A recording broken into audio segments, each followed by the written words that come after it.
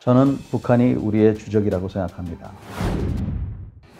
오늘은 과연 대한민국의 주적은 누구인가에 대해서 한번 얘기해 보겠습니다. 과거에는 주적이라는 표현은 주로 임금님에 대해서 반역 행위를 하는 세력에 대해서 주적이라고 표현을 썼습니다. 그런데 요즘 쓰는 주적이라는 표현은 1994년 3월경에 한반도에서 북한 핵 문제로 해서 긴장이 굉장히 고조가 됐습니다. 그때 판문점에서 북측 대표가 이런저런 말을 하다가 서울을 불바다로 만들어 버릴 수 있다는 이러한 막말과 위협을 했습니다. 그래서 우리 대한민국은 이에 대해서 굉장히 감정이 상하고 서로 간에 좋지 못한 그러한 아주 긴장 상태가 있었던 그런 때입니다.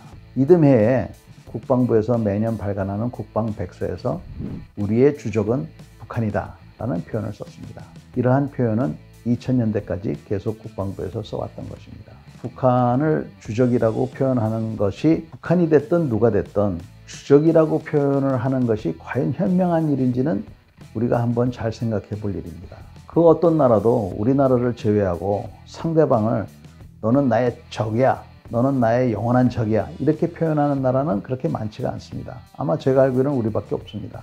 그 이유는 사실은 국제관계에 있어서 영원한 적도 영원한 친구도 없기 때문입니다. 그런데 우리나라에서는 어느 순간부터 이 주적이라는 개념을 가지고 그 사람의 사상을 검증하는 그러한 것으로 변질이 되어버렸다고 저는 봅니다. 즉, 당신은 북한이 주적이라고 생각해?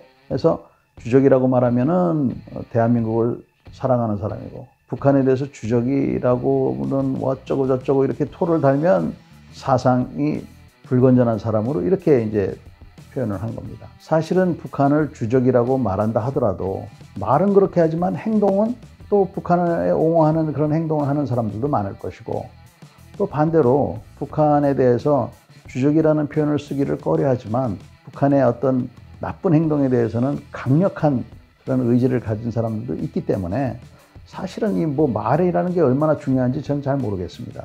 특히 영악한 사람 같으면 말로는 나는 북한이 주적이라고 생각합니다 라고 하면서도 행동은 엉뚱하게 할 수 있기 때문에 특히 저는 그렇다고 봅니다. 또 한 가지는 설사 북한을 주적이라고 하는 사람들이라 하더라도 북한에 있는 모든 인민을 다 싸그리 다 죽여야 된다고 이렇게 생각하는 사람은 없었으면 좋겠습니다. 저는 그런 분들도 김씨 독재 일가와 또 북한의 독재 공산당원들 이런 사람들을 주적이라고 생각할 거라고 생각합니다. 물론 여기에는 북한 인민군대도 포함이 되어 있을 것입니다. 또 북한에 대해서 주적이라고 표현하는 것을 꺼리는 그런 분들도 북한이 어떠한 우리에게 군사 위협을 하거나 했을 때는 강력하게 대응해야 된다고 생각하는 분들이 다수라고 저는 믿고 있습니다.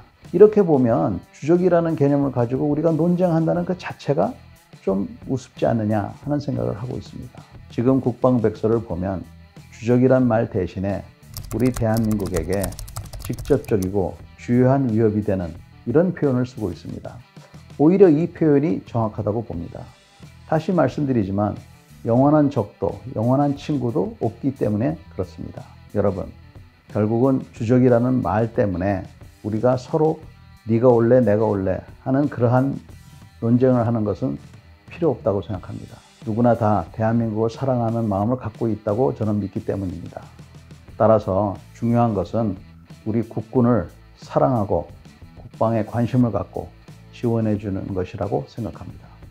오늘도 경청해 주셔서 감사합니다. 저는 북한이 우리의 주적이라고 생각합니다.